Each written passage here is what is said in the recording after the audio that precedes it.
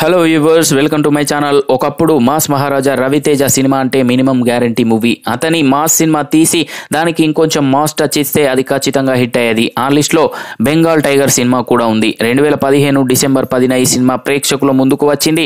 Mass సినిమాలకు care of address అయిన సంపత్ నంది ఈ చిత్రానికి దర్శకుడు. ఇక రవితేజ సరసన రాశి ఖన్నా, తమన్నాలు హీరోయిన్లుగా నటించారు. ఇక మొదటి షోతోనే ఈ సినిమా హిట్ టాక్ ను సొంతం చేసుకుంది.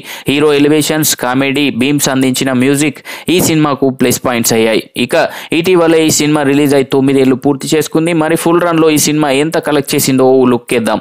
నైజాంలో 7,82,00,000 రాబట్టిన ఈ మూవీ సీడెడ్ లో 3,35,00,000 రాబట్టింది. అలాగే ఉత్తరాంధ్రలో 1,85,00,000, ఈస్టులో 1,42,00,000, వెస్ట్ గోదావరిలో 1,15,00,000, గుంటూరులో 1,51,00,000, కృష్ణాలో 1,22,00,000, నెల్లూరులో 70,00,000, ఇలా టోటల్ ఏపీ తెలంగాణలో 19,02,00,000 వసూలు చేసింది. అదేవిధంగా రెస్ట్ ఆఫ్ ఇండియాలో 2,17,00,000, ఓవర్సీస్ లో 1,60,00,000తో కలిపి వరల్డ్ వైడ్ గా 22,80,00,000 షేర్ ని వసూలు చేసుకుంది. Bengal tiger cinema 21,50,00,000 break even target తో బరిలోకి దిగింది. ఫుల్ రన్ లో ఈ సినిమా 22,80,00,000 షేర్ ను రాబట్టి ఫైనల్ గా 1,30,00,000 ప్రాఫిట్స్ అందించి డీసెంట్ సక్సెస్ అందుకుందని చెప్పొచ్చు. సో చూసారు కదా ఫ్రెండ్స్, ఈ వీడియో కనుక మీకు నచ్చినట్లయితే లైక్ చేయండి, షేర్ చేయండి. మరిన్ని ఇంట్రెస్టింగ్ అప్డేట్స్ కొరకు మా ఛానల్ ని సబ్స్క్రైబ్ చేసుకోండి.